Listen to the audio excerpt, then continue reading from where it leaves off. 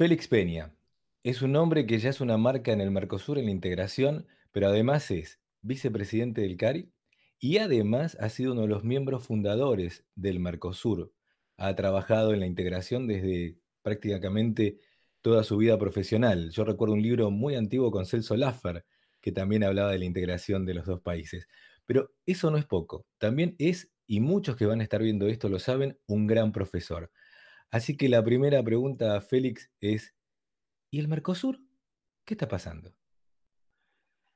Yo tengo la impresión de que el Mercosur está, creo que si esta entrevista la hiciéramos dentro de 5 años, yo no sé si estaré por acá, pero si la hiciéramos dentro de 5 años, yo diría, el momento en el que hablamos era un momento de transición. Teníamos la sensación que estábamos saliendo de una etapa, pero no teníamos muy claro hacia dónde íbamos. Y es ahí donde yo tengo la impresión de que es conveniente, por lo menos quienes nos dedicamos a estos temas, tratar de imaginar lo que yo podría decir 3 escenarios sobre el Mercosur del futuro, que de alguna manera significa tratar de visualizar por dónde pueden ir las cosas.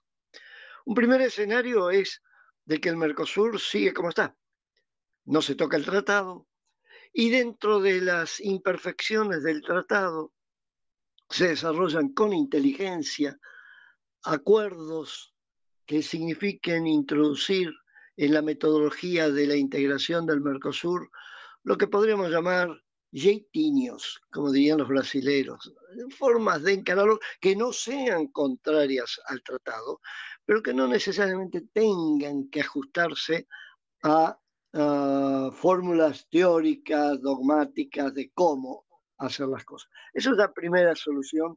Yo no la veo fácil. Yo creo que ahí puede haber problemas y creo que lo mejor es ir a una segunda solución. Y una segunda solución implica el que llegó la hora, quizás, reconozcamos, de modificar el tratado fundacional. Hay ciertos elementos del tratado que generan dificultades, si no a todos los países, por lo menos a algunos, quizás a varios, no lo sé, pero no todos están de acuerdo de cómo encararlo. Por ejemplo, una de las dificultades es de que hay países que quieren tener zonas de libre comercio bilaterales con otros países. Y eso no está permitido en el Mercosur. No está permitido por una razón muy simple. Cuando se hizo el Mercosur, estaba lanzándose el proceso de la iniciativa de las Américas. Y tanto los países miembros, pero sobre todo, imagino, Argentina y Brasil, tenían de alguna manera la impresión que corrían el riesgo de que el otro se asociara bilateralmente con Estados Unidos y eso podía generar problemas económicos y comerciales. Entonces me da la impresión de que ese segundo escenario va a requerir de alguna manera modificar normas del Mercosur, flexibilizarlo, pero para eso hay que negociar, para eso hay que ponerse de acuerdo. Y eso supone, al igual que el primer escenario, que los 4 países, o por lo menos en cada caso, que tengas bien claro que sí me conviene el Mercosur.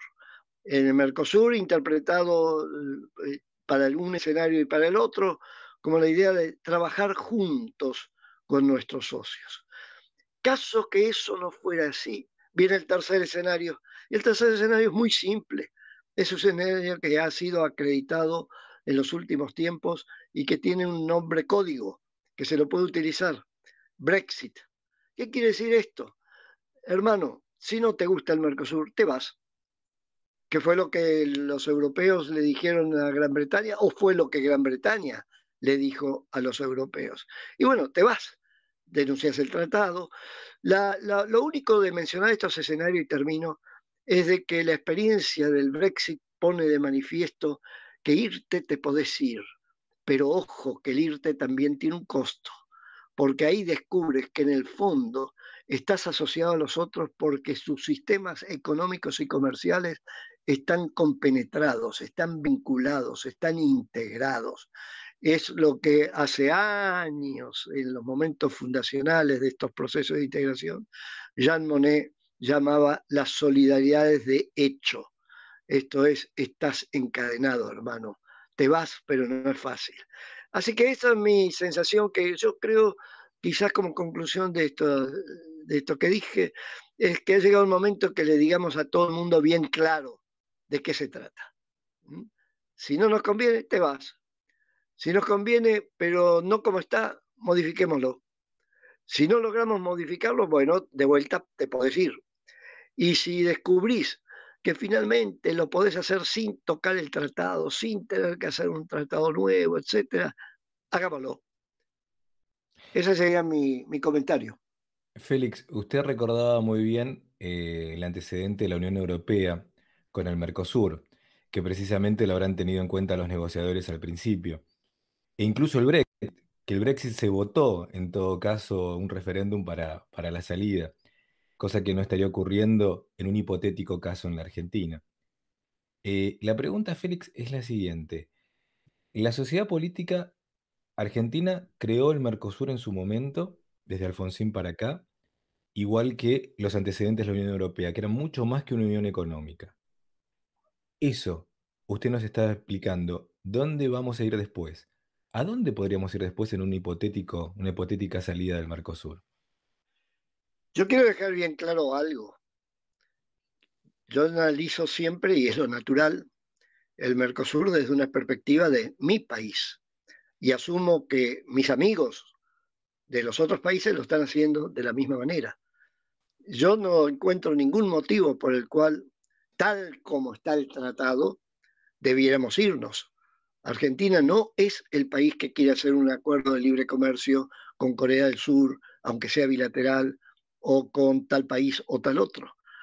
Yo lo que dije recién se refería a aquellos países que quieren adquirir una libertad que consideran que han perdido. Entonces ahí es donde viene la idea de, bueno, te vas, pero no te vas en sentido de pelearnos. Gran Bretaña no se ha peleado necesariamente de la Unión Europea. Y esto me lleva a lo que se mencionaba antes, el sentido de que efectivamente cuando se negoció el Tratado de Asunción, se tenía muy presente por los gobernantes, por los políticos, por los analistas, por los empresarios, el modelo europeo. De alguna manera estábamos haciendo algo que iba en la línea del modelo europeo, pero no el modelo europeo en el sentido de hacer exactamente lo mismo que hicieron los europeos en la misma forma, en los mismos términos, sino que de alguna manera hacer lo que era la esencia del modelo europeo, que era la de pactar reglas que te permitan trabajar juntos en forma previsible durante un largo tiempo, forever, para siempre, es decir, permanentemente. Y eso es lo que se hizo. Había distintas versiones. Yo trabajaba en ese momento, era subsecretario en la Cancillería, y recuerdo que cuando se terminó la negociación del tratado, mi jefe, que era el canciller Vitela, un gran canciller, dijo algo que a mí me chocó, pero está bien, era político, él era político, yo no era político. Y dijo algo así como, me acuerdo en una declaración, eh, vamos a hacer en 4 años lo que los europeos han tardado 30 años en hacer. Es decir, creíamos que íbamos a hacer. Bueno, estaba muy bien, eso explicaba el impulso político que había entre todos. La realidad demostró que la cosa no era tan fácil.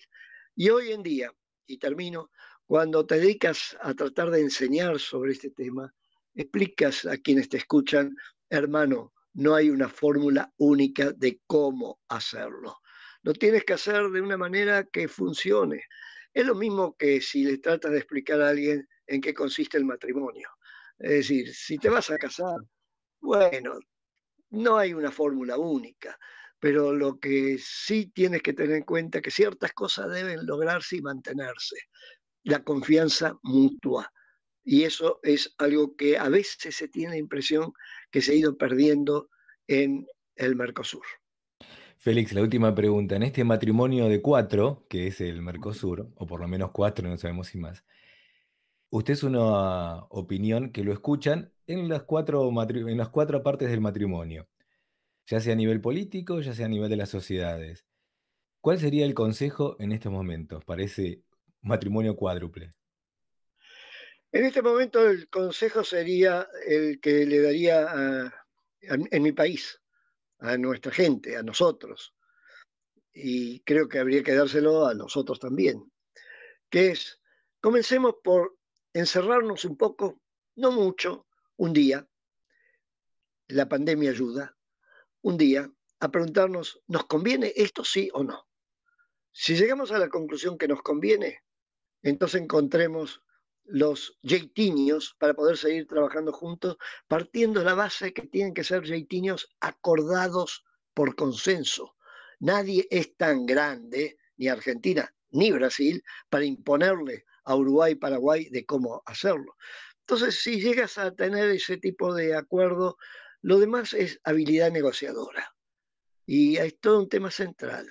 Negociar un acuerdo requiere no solo por parte del presidente y del ministro de Relaciones Exteriores y de los negociadores, sino de mucha gente, del sector empresario, del sector sindical, de los analistas, una gran capacidad para tratar de meterse dentro de la negociación e imaginar frente a lo que uno eventualmente puede pensar, bueno, habría que hacerlo de esta manera, eso está mal hecho, no hay que hacerlo así.